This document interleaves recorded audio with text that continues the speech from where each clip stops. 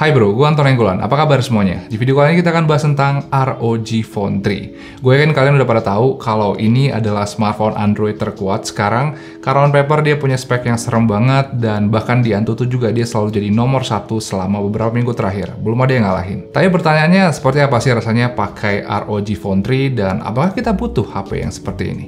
Well, gue udah pakai HP ini selama beberapa hari dan bisa gue bilang body HP ini menarik banget. Build quality-nya benar-benar high quality dengan detail-detail yang ganteng banget. Terus aura gamingnya juga terasa kencang, apalagi ada logo ROG yang bisa nyala di bagian belakangnya. Tapi sekarang desain back cover ini dibuat sedikit low profile dan sedikit lebih kalem karena nggak banyak warna-warna dan garis-garis yang mencolok di back covernya sekarang. Body HP ini berat dan ukuran juga cukup besar, tapi kalau kalian terbiasa pakai HP berat, gue rasa ini nggak akan terlalu jadi masalah. Tapi kalau kalian memang biasanya pakai HP compact atau HP kecil, gue yakin kalian bisa kaget sih sama berat HP ini. Terus bentuk ROG Phone 3 ini dibuat sama dengan ROG Phone 2 karena katanya biar HP ini tetap bisa pakai aksesoris dari ROG Phone 2. Itu bagus banget sebenarnya, tapi kali ini ada fitur yang hilang di ROG Phone 3, yaitu adalah jack audio.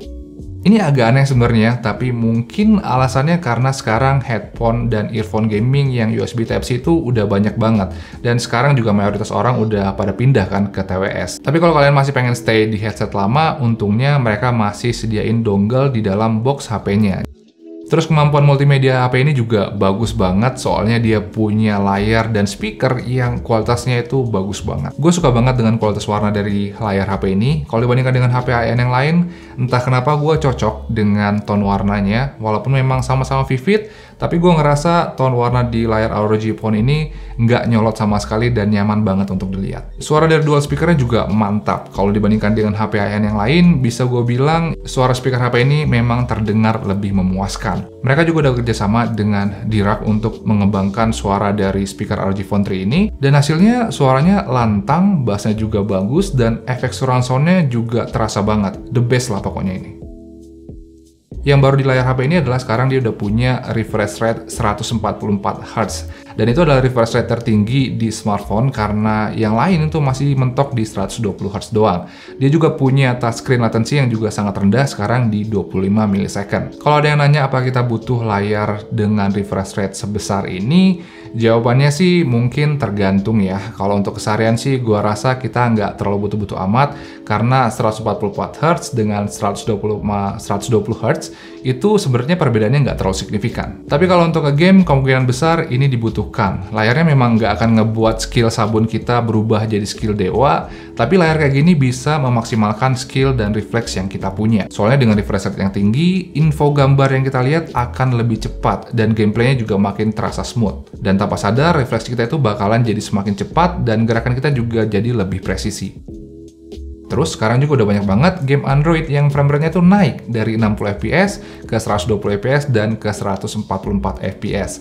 Seperti Mortal Kombat sekarang udah bisa di 144 fps, AoV sekarang udah bisa 120 fps, dan PUBG baru aja naik ke 90 fps, tapi dengar-dengar rumornya sih dia bakal naik lagi ke 120 fps. Jadi tren game mobile sekarang memang udah mengarah ke situ sih, dan untuk bisa nikmatin fitur-fitur high frame rate seperti itu, tentu aja kita butuh layar yang refresh rate-nya setara atau lebih tinggi. Oh ya, yang gue pakai ini beda dengan yang di Antutu karena yang itu adalah varian tertinggi, sedangkan yang gue pakai ini adalah varian yang paling rendahnya. Yang gue pakai ini adalah varian RAM 8GB dengan storage 128GB, tapi nggak masalah karena ini tetap pakai prosesor yang sama, yaitu Snapdragon 865 Plus, dan sama-sama punya X-Mode juga. HP ini punya 3 level X-Mode yang fungsinya meminimalisir drop performa saat dipakai dalam jangka yang panjang. Ini adalah fitur yang bagus banget, tapi sayangnya ini jarang banget gue pakai. Soalnya saat diaktifin memang performanya jadi terasa lebih stabil, tapi bodi HP ini jadi terasa panas dan nggak nyaman kalau dipegang terlalu lama.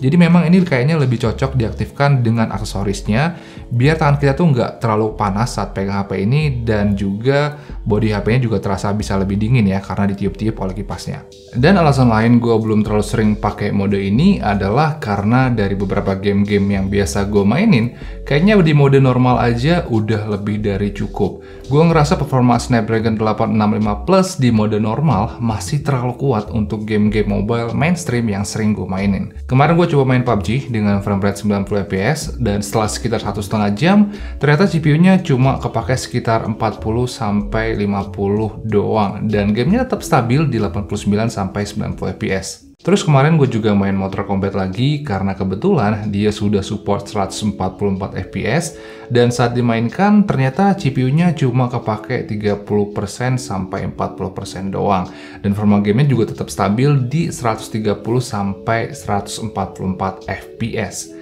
Gue memang nggak coba semua game yang ada di Android sekarang, tapi gue rasa untuk game-game mainstream seperti itu yang biasa dimainin, gue rasa spek ROG Phone 3 ini udah terlalu kuat, dan itu bagus banget karena kita bisa main game dengan tenang, dan kedepannya saat kita ketemu dengan game-game yang grafisnya lebih gila lagi, kayaknya HP ini masih tetap kuat untuk mainin game-game itu.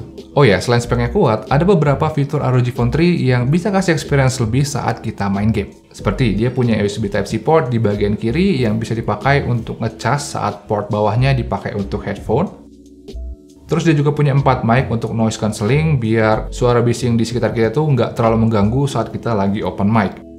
Terus air trigger-nya juga fungsinya diperbanyak. Kemarin gue baru tahu kalau ternyata air trigger ini bisa dijadikan 2 tombol kayak gini, sehingga fungsinya itu jadi lebih banyak. Feel-nya juga sekarang terasa lebih enak karena lebih responsif, dan saat vibration-nya gue matiin, ternyata feel-nya mirip juga sih dengan touch di layar. Dan ada juga bermacam-macam aksesoris kalau kalian memang pengen sesuatu yang lebih unik, seperti ada Twin Dock 144Hz, ada ROG Kunai, dan ada juga Light Armory Case yang kayaknya keren banget sih. Alasan lain kenapa HP ini enak dipakai untuk main game adalah karena dia punya baterai yang besar di 6000 mAh. Kemarin gue main PUBG dengan settingan tertingginya di 90 fps, frame rate-nya gue set ke 144Hz, dan juga brightness-nya di 70%.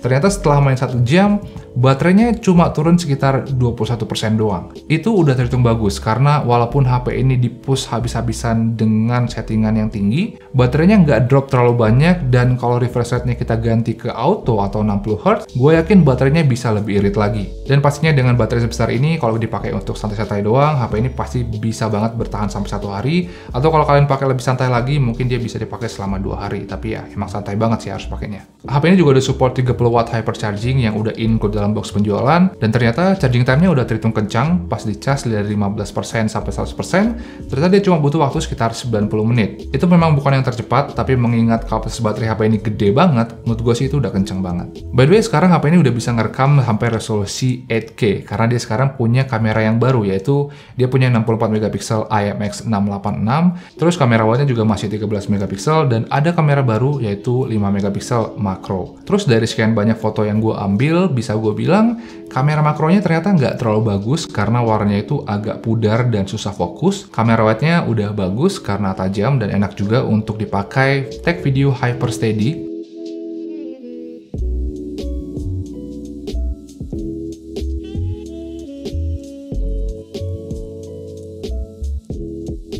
Sedangkan kamera utamanya bisa banget untuk ngedapetin foto yang bagus. Dari beberapa foto yang gue ambil, banyak banget foto yang bagus-bagus.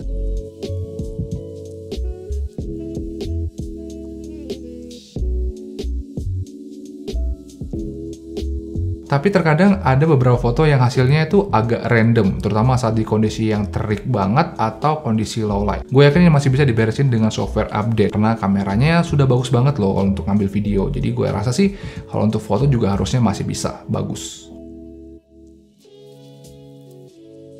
Oke guys, ini adalah contoh perekaman menggunakan ROG Phone 3. Jadi kita pakai resolusi 4K dengan mode HDR on juga. Ini adalah perekaman kesekian kalinya ya, karena dari tadi gue ngerekam ada beberapa miss fokus, jadi memang dia agak susah ngelock fokus karena memang gak ada laser autofocus juga. Dan ya, itu memang beberapa kali sempat gue rasain, tapi itu nggak sering ya, jadi kadang-kadang aja suka lost fokus. Tapi kalau dia udah fokus, hasilnya gue suka. Ini handheld dan teman-teman bisa lihat videonya stabil, dan juga tajaman juga bagus banget. Dan di 8K 4K 60 fps juga hasilnya juga tetap stabil, dan itu memang nggak sestabil 4K 30, tapi menurut gue untuk ukuran smartphone gaming udah lebih dari cukup. Dan apalagi dia punya label smartphone gaming dengan kamera seperti ini, menurut gue udah luar biasa banget sih. Jadi setelah pakai HP ini selama beberapa hari, bisa gue bilang sih gue puas dengan HP ini. Mungkin ada yang salah dengan kameranya, tapi overall menurut gue ini adalah HP gaming yang super komplit dan tetap jadi smartphone Android terkuat di muka bumi. Soalnya selain performanya luar biasa banget, sektor-sektor yang lainnya juga mendukung banget untuk ngedapetin gaming experience yang lebih kalau dibandingkan dengan smartphone high-end yang lain. Terutama karena multimedia experience-nya luar biasa banget, baterainya awet, bodinya juga keren, bahkan kalau kita bisa manfaatin semua fitur dan aksesorisnya, gue rasa kita bisa banget ngedapetin gaming experience yang paling unik kalau dibandingkan dengan semua smartphone yang ada saat ini. Dan ya, itu tadi pendapat gue untuk ROG Phone 3. Gue yakin kalian punya pendapat yang beda-beda atau mungkin setuju atau gimana. Langsung aja tulis di komentar di bawah karena ya gue juga pengen tahu lah kira-kira pendapat kalian seperti apa. Dan ya mungkin segitu aja kali ya video kali ini. Terima kasih udah nonton. Kita ketemu lagi ya di video-video berikutnya. Ciao!